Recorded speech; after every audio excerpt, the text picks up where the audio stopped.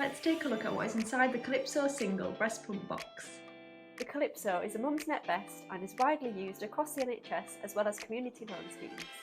The vacuum seal technology makes the Calypso a closed system breast pump, protecting the breast milk and breast pump from contamination.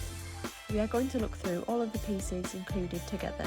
First of all, we have the breast pump unit. Here are all the buttons to operate the pump. If you want to find out more about how to assemble and operate the Calypso, click the link below. There is an instruction manual in 7 languages and a quick guide to refer to in the box. We have one 26mm breast shell.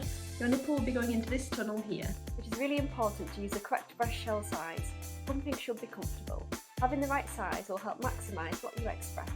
There is a video available on breast shell sizing, the link is below. We have here one lip valve, the membrane pot, we have the green cap, we have a silicone tube and tube connector, we also have one 150ml bottle, the green cap and a cap liner. Remember to close the cap here on the tube connector for single pumping. There is also a bottle stand where you can place your bottle of express milk to avoid spills. Finally, we have the cable. There is a connection point in the back of the pump which can be plugged into a plug socket, or if you need a more portable option, you can put batteries in the back of the pump. The Calypso is Swiss made, NHS approved, a medical device, and all materials are free from BPA and BPS. If you want to learn more, click the link below.